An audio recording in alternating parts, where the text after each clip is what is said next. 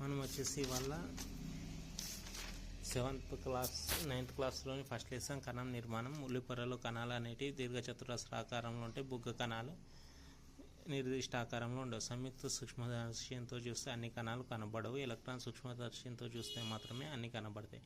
వృక్ష నమూనా కణంలో హరితరేణువు తప్పనిసరిగా చూపెట్టాలి. మొక్క అన్ని కణాల్లో హరితరేణువులు ఉండవు.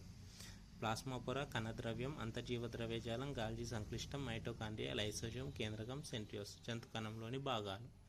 తర్వాత వచ్చేసి మనకి వృక్ష కణజాలం. ప్లాస్మా పొర, కణకవచం, కణద్రవ్యం, రిక్తిక, గాల్జీ సంక్లిష్టం, మైటోకాండ్రియా, హరితరేణువులు, కేంద్రకం, అంతర్జీవ ద్రవ్యజాలం. కణకవచం జంతు కణం చుట్టూ ప్లాస్మా పొర ఉంటుంది. వృక్ష కణంలో దీనితో పాటుగా కణకవచం అని మరొక పొర కూడా ఉంటుంది. రియోపత్ర పారదర్శక పొర మీద ఉప్పు వేసినప్పుడు ఒకటి వస్తుంది, అది ప్లాస్మా పొర. ప్లాస్మా పొర సరళంగా ఉండి ప్రోటీన్లు మరియు లిపిడ్లతో నిర్మితమై ఉంటుంది. జంతు కణం యొక్క బాహ్య త్వచాన్ని ప్లాస్మా పొర అంటారు. ప్లాస్మా పొర కణంలోని కణజాలాన్ని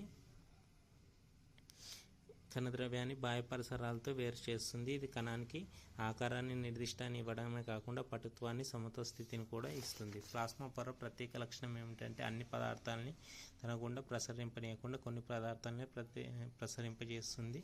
సో పదార్థాల వినిమయానికి తోడ్పడడం అనేది ప్రత్యేక లక్షణం. కణకవచం వచ్చేసి వృక్ష కణాల్లో మాత్రమే కనబడే ప్రత్యేకమైన భాగం. ఇది వృక్ష కణాలతో సెల్యులోస్తో నిర్మితమై మరొక పొరగా ఉంటుంది. ఇదే వృక్ష కణానికి జంతు కణానికి ప్రధానమైన తేడా. ఇది దృఢంగా రంధ్రాలు కలిగి ఉన్న సరళమైన పొరలా ఉంటుంది. కణానికి నిర్దిష్టమైన ఆకారాన్ని ఇస్తూ రక్షణ కలిగిస్తుంది. కణంలో పెరుగుదల మరియు అభివృద్ధి జరిగేటప్పుడు దీని ద్వారా ఇతర కణాలకు నిరంతర సమాచార మార్పిడి జరుగుతుంది. కణద్రవ్యం ద్వారా ఏదన్నా బాహ్యపీడనం ఏర్పడితే కణకవచం అంతర్పీడనాన్ని కలిగించి తట్టుకునే శక్తి జంతు కణం కంటే వృక్ష కణం కంటే ఎక్కువగా ఉందని తెలుస్తుంది మనకి. కణం మధ్య భాగంలో ముదురు రంగుతో కనబడే కుండ్రని భాగాన్ని కేంద్రకం అంటారు. కేంద్రకాన్ని 1831లో రాబర్ట్ బ్రౌన్ అనే అతను డిస్కవర్ చేసిండు, కానీ దాని విధుల గురించి చెప్పలేదు. కణంలో కేంద్రకం అనేది అతి ముఖ్యమైన కణంగా. దీన్ని కణ నియంత్రణ గది అంటారు. ఇది పెద్దగా స్పష్టంగా కనబడే కణంగా కేంద్రకం. కణ సిద్ధాంతాన్ని శ్రీడం ప్రతిపాదించాడు. కొత్త కణాలు అనేవి కేంద్రకం నుంచి వస్తాయని అతను చెప్పాడు. కొన్ని నిజ కేంద్రకాలు మినహాయించి అన్ని కణాల్లో కేంద్రకం ఉంటుంది. క్షీరదాల ఎర్ర రక్త కణాల్లో మరియు వృక్ష కణాల్లోని పోషక కణజాలాల్లోని చాలా నాళాల్లో కేంద్రకం ఉండదు. వీటిలో కూడా ప్రారంభ దశలో ఉంటుంది, కానీ తర్వాత దశలో ఇది కణజాల నుంచి తొలగించబడుతుంది. కణ విధులన్నింటినీ కేంద్రకం క్రమబద్ధీకరించి నియంత్రిస్తుంది. జన్యు సమాచారాన్ని కలిగి ఉంటుంది, జన్యు లక్షణాలని నిర్ణయిస్తుంది. కేంద్రకం కణద్రవ్యాలని వేరు చేస్తూ కేంద్రక త్వచం ఉంటుంది. ఈ కేంద్రక త్వచాన్ని ఆధారంగా చేసుకొని 2 రకాలైన కణాలు ఉంటాయి. ఒకటి వచ్చేసి కేంద్రక పూర్వ కణం అంటే కేంద్రక త్వచం లేనివి, మరియు నిజ కేంద్రక కణం అంటే కేంద్రక త్వచం కలిగినవి. కేంద్రక పూర్వ కణం అంటే కేంద్రక త్వచం లేని కణాలని కేంద్రక పూర్వ కణాలు అంటారు. వీటిలో కేంద్రక త్వచం లేనప్పటికీ జన్యు పదార్థం కణద్రవ్యంలో విస్తరించి ఉంటుంది.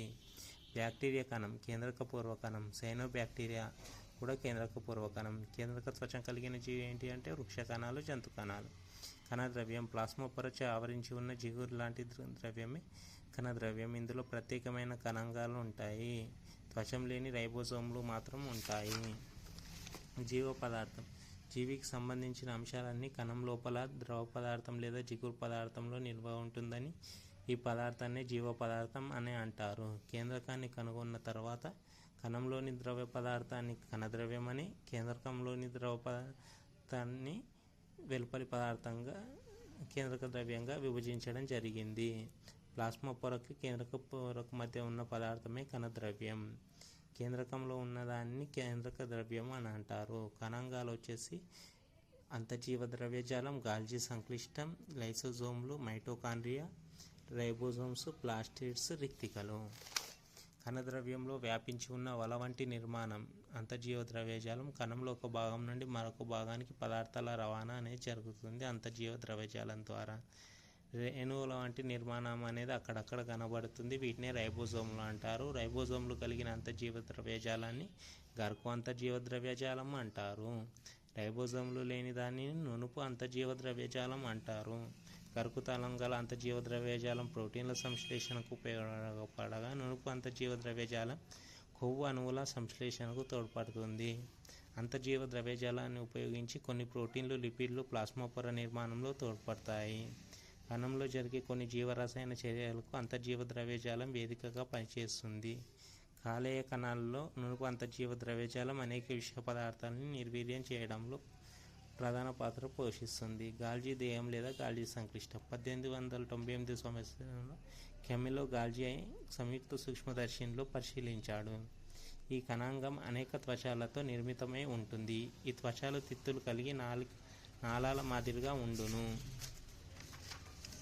మధ్య కుహరం మరియు త్వచపు కప్పి ఉంటుంది. వాటి చుట్టూ ద్రవంతో నిండిన కోశాలు అతికి ఉంటాయి. రైబోజోమ్లలో ఉత్పత్తి అయిన ప్రోటీన్లు మరియు ఇతర పదార్థాలు కొంత మార్పు చెందుతాయి. గాల్జీ సంక్లిష్టంలో చేరి వివిధ రకాల పదార్థాలను కణంలోని ఇతర భాగాలకు రవాణా చేసే ముందు తమలో నిల్వ చేసుకుంటాయి. అక్కడ నుండి పదార్థాలన్నీ ప్లాస్మా పొర వైపు కానీ మరొక కణాంగమైన లైసోజోమ్స్ వైపు కానీ పంపబడతాయి. కొన్ని సందర్భాల్లో ఈ కణాంగాలు కణత్వచాలని పునరుత్పత్తి చేయటంలో కానీ మరమ్మతు చేయటంలో కానీ తోడ్పడతాయి. వివిధ రకాల కణాల్లో గాల్జీ సంక్లిష్టాల సంఖ్య వేరువేరుగా ఉంటుంది. ఎంజైమ్స్ లేదా హార్మోన్స్ను స్రవించే కణాల్లో గాల్జీ సంక్లిష్టాలు ఎక్కువ సంఖ్యలో ఉంటాయి. లైసోజోమ్స్ వచ్చేసి కణంలో కొన్ని రకాల ఎంజైమ్లకు కణంలోని అన్ని పదార్థాలను వినాశనం చేసే శక్తి ఉన్నప్పటికీ కణం నశించకపోవడం చాలా అంత చిక్కని కణద్రవ్యంలో ఉండే అతి చిన్న రేణువుల్లో వినాశకర ఎంజైమ్లు ఉంటాయి. లైసోజోమ్స్ అంటారు. వినాశనం కావాల్సిన పదార్థాలు లైసోజోమ్స్కి రవాణా చేయబడి జీర్ణం అవుతాయి. అప్పుడు లైసోజోమ్స్ పగిలి అందులో ఎంజైమ్స్ విడుదలై దాన్ని నాశనం చేస్తాయి. కాబట్టి లైసోజోమ్స్ని స్వయం విచ్ఛిత్తి సంచులు అంటారు. మైటోకాండ్రియాలోని భాగాలు వచ్చేసి మాత్రిక, క్రిస్టే, లోపలి పొర, వెలుపలి పొర. కణద్రవ్యంలో వెదజల్లబడినట్టుండే గుండ్రని లేదా పొడవుగా ఉండే రేణువుల వంటి నిర్మాణాలని మైటోకాండ్రియా అంటారు. ఇవి గుండ్రంగా లేదా పొడవుగా ఉండే అతి చిన్న కణాంగాలు. సాధారణంగా 2 నుంచి 8 మైక్రాన్స్ పొడవు, 0.5 మైక్రాన్ల వ్యాసం కలిగి ఉంటాయి. కేంద్రకం కంటే 150 రెట్లు చిన్నవిగా ఉంటాయి. ప్రతి కణంలో దాదాపు 100 నుంచి 150 మైటోకాండ్రియాలు ఉంటాయి. ఎలక్ట్రాన్ మైక్రోస్కోప్ ద్వారానే మైటోకాండ్రియాని మనం చూడవచ్చు. మైటోకాండ్రియా చుట్టూ 2 త్వచాలు ఉంటాయి. అంతర్త్వచం లోపలికి చొచ్చుకొని ముడతలు పడిన నిర్మాణాన్ని ఏర్పరుస్తుంది. ఈ నిర్మాణాన్ని క్రిస్టే అంటారు. క్రిస్టే మధ్య గల స్నిగ్ధ పదార్థాన్ని మాత్రిక అంటారు. కణానికి కావలసిన శక్తిని ఉత్పత్తి చేసే కణ శ్వాసక్రియ మైటోకాండ్రియాలో జరుగుతుంది కాబట్టి కణశక్యాగారం అని మైటోకాండ్రియాలని అంటారు. రైబోజోమ్లు వచ్చేసి కణంలోని కణద్రవ్యంలో చిన్నవిగా రేణువుల రూపంలో ఉండేవి రైబోజోమ్లు. ఇవి 70S, 80S రకం. ఇవి ఆర్ఎన్ఏ మరియు ప్రోటీన్లతో ఏర్పడతాయి. కొన్ని కణద్రవ్యంలో స్వేచ్ఛగా చలించే రూపంలో ఉంటాయి. మరికొన్ని గరుకు అంతర్జీవ ద్రవ్యజాల త్వచాలపై రైబోజోమ్లు ఉండి ప్రోటీన్ల సంశ్లేషణ జరుపుతాయి. ప్లాస్టిడ్స్ అనేవి మొక్కల్లో మాత్రమే ఉంటాయి. క్రోమోప్లాస్ట్లు వర్ణరేణులు వివిధ రంగుల్లో ఉంటాయి. ల్యూకోప్లాస్ట్లు వర్ణరహితంగా ఉంటాయి. క్లోరోప్లాస్ట్లు ఆకుపచ్చగా ఉంటాయి. క్లోరోప్లాస్ట్లు వివిధ ఆకారాల్లో ఉండడం వల్ల ఉంటాయి. శైవాలలో అర్ధరేణువులు నిచ్చెన ఆకారంలో కానీ, నక్షత్ర ఆకారంలో కానీ, సర్పిల్ ఆకారంలో కానీ ఉంటాయి. రసాయన శక్తిగా మార్చడమే అర్ధరేణువుల యొక్క ముఖ్యమైన విధి. కణాల్లో కొన్ని కణాంగాలు కిరణజన్య సంయోగక్రియలో పాల్గొనే కణాల్లో క్లోరోప్లాస్ట్లు 50 నుంచి 200 వరకు ఉంటాయి. రిక్తికలు పెద్ద పెద్ద ఖాళీ ప్రదేశాలని రిక్తికలు అంటారు. జంతు కణం రిక్తికలు చిన్నవిగా ఉంటాయి. వృక్ష కణాలు పెద్దవిగా ఉంటాయి. ఇవి కణంలో కుడ్య పీడనాన్ని నియంత్రిస్తాయి. వ్యర్థ పదార్థాన్ని బయటకు పంపిస్తాయి. సూక్ష్మదర్శినిలో కణ ప్రతిబింబం బల్లపరుపుగా ఉన్నట్లు, ద్విమితీయంగా ఉన్నట్లు కనబడుతుంది. 1839 ఇద్దరు శాస్త్రవేత్తలు దీన్ని ప్రతిపాదించారు. మాథియస్ ష్లీడన్ మరియు థియోడార్ స్ట్రాన్. ష్లీడన్ వృక్ష శాస్త్రవేత్త, స్వాన్ జంతు శాస్త్రవేత్త. మొత్తం జంతు వృక్షరాజ్యంలోని జీవులన్నీ కణాలతో నిర్మితమై ఉంటాయనే అంశాన్ని నిర్ధారించారు. అన్ని సజీవులకు వర్తింపజేసే విధంగా కణ సిద్ధాంతాన్ని ప్రతిపాదించారు. రాబర్ట్ మొదలైన కణాలను పరిశీలించిన తర్వాత 200 సంవత్సరాల విరామానంతరం కణ సిద్ధాంతం ప్రతిపాదించబడింది. కానీ ఈ సిద్ధాంతం కొత్త కణాలు ఎలా ఏర్పడతాయో వివరించలేదు. 1855 సంవత్సరంలో రూడాల్ఫ్ విర్క్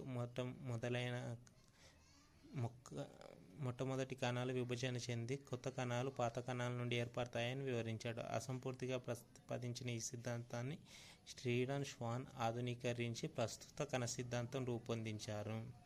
జీవరాశులన్నీ కణాలు వాటి ఉత్పన్నాలతో నిర్మించబడి ఉంటాయి. కణాలన్నీ ముందు తరం కణం నుంచి ఏర్పడతాయి. స్టీరన్ అండ్ స్వానాజ్ ఏమని చెప్తారంటే అంతకుముందు కణాల నుంచి కొత్తవి వస్తాయని చెప్తారు. రూడోల్ఫ్ అనే అతను కొత్త కణాలు పాత కణాలని అసంపూర్ణంగా చెప్తాడు, ఎలా వస్తాయి అనేటివి చెప్పాడు. స్టీరన్ కూడా కొత్త కణాలు అనేటివి కేంద్రకం నుంచి వస్తాయని చెప్తాడు. తర్వాత రాబర్ట్ హుక్ 1665లో కనుక్కున్న తర్వాత 200 సంవత్సరాల తర్వాత సెల్ థియరీ అనేది కనుక్కోవడం జరిగింది. ఇది వచ్చేసి మొదటి పాఠం, కణం కణాంగాలు.